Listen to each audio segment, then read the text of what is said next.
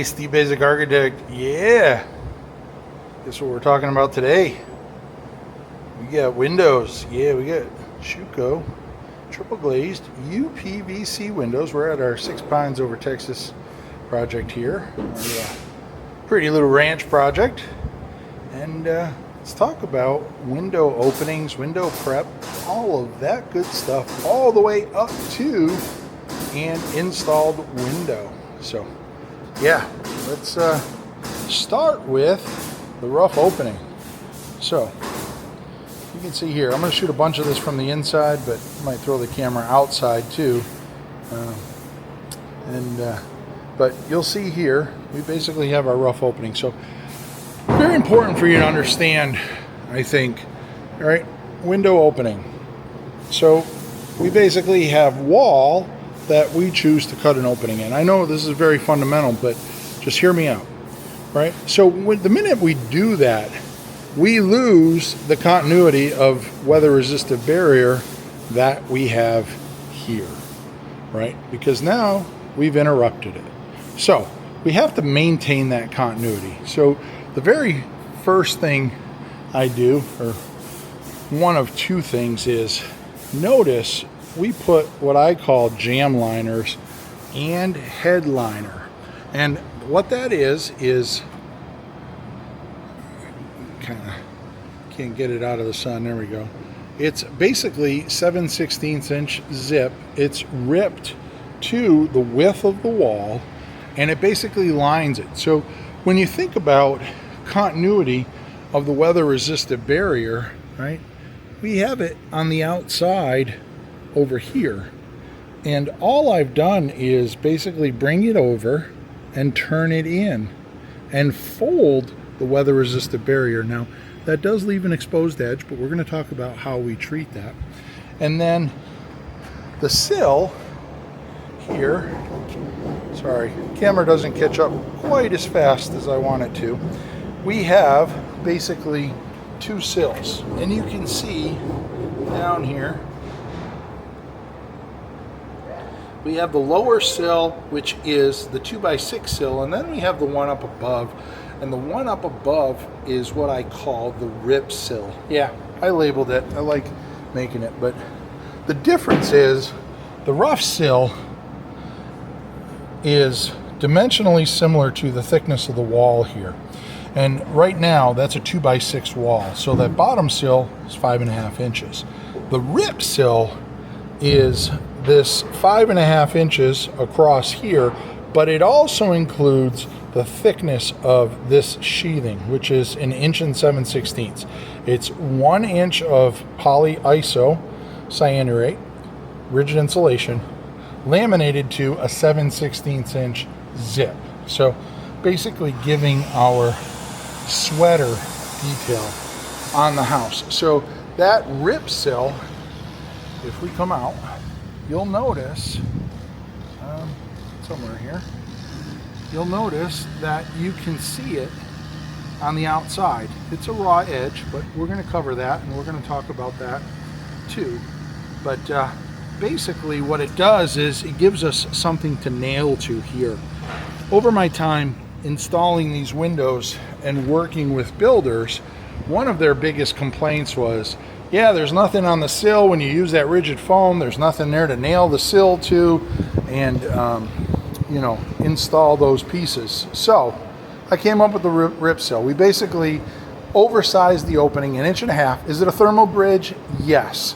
But you've heard me say it before, something has to be the worst part of the wall. And that probably still isn't even the worst part of the wall, but I will take durability over energy efficiency any day of the week. Getting something installed, getting it installed properly, right, and having long-term durability characteristics is more important than saving, you know, $4 a month on our energy bill.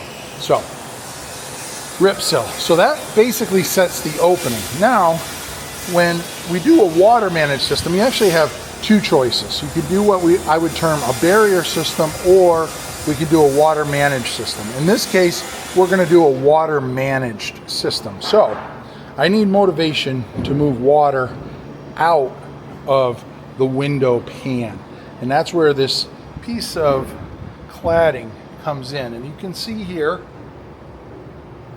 there's, I don't know, it's probably about 7/16 inch thickness, because it's hard to see the slope. But over here you can see it's probably down to about 1/8 of an inch. So if I came here, you might be able to see there is some positive slope, but it's basically moving out. So we now have motivation to move water out. What we need is to stop any motivated water from being blown in. And that's where the back dam comes into play.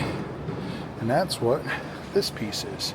So we're gonna set this here, and the framer or the window guys are gonna come and install it. And now you can see that has a leading edge to it. And that's what we call the back dam. That is gonna stop any water that tries to get pushed. It's gonna give that vertical dam surface to keep water in the sill pan and force it to go outside. So that's basically the framing prep for the windows. Rip sill, jam liners, head liners, slope sill, and back dam. Now what we need to do is we need to come in and we need to flash it.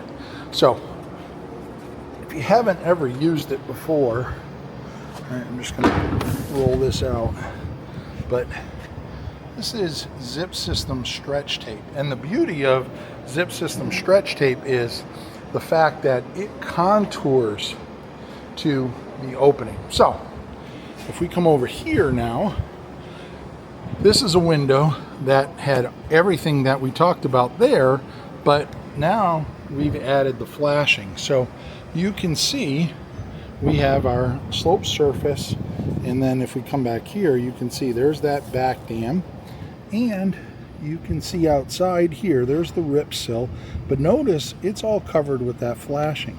So in my drawings, I call for that flashing to be at least a 1-inch minimum on the sheathing. And it basically comes up, goes across the top, up the back dam, and across the back surface. This was a damn near perfect install by these guys. I'll give you a quick pan across the sill pan. How about that? Panning the pan.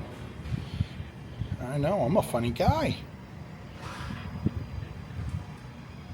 All right, so, and then that, you can see, I call for it to turn up the wall a minimum of 4 inches. And then, remember, on the last one, we talked about having that very susceptible edge on the jam liner there.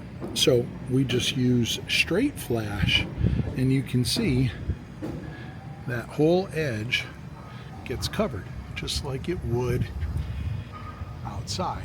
And then we use straight flash across the ceiling, and then you can see stretch tape is not the cheapest out there, so we just do little patches in the corner that we can then stretch out. And I'm going to jump outside, and we'll take a video from the outside there, so but you can see that. And then yeah, so comes back down. Notice the jam flashing laps over, right, on both sides, laps over, right? You want to make sure you're getting the proper shingling. And then the sill pan, we're going to have a rain screen on the outside of this, and so any water that did get into our system is going to find its way to the sill pan, get collected, but then that motivation is going to push it out over the edge, and it'll basically just drop down into our rain screen, and then literally drop down the wall and just drip out the bottom of our wall assembly. Now, there's not like there's gallons and gallons of water that are coming across here. You know, people get carried away with their comments and this and that, but you know, we expect to see a little bit of water. The rain screen is actually helps promote drying also. So let's jump around. I'm gonna have to maneuver around the house because we do have a window installed right over there. So why don't we go take a look at that from the inside, and then we'll jump outside and I'll shoot a video on the installation from the outside. So let's head on over.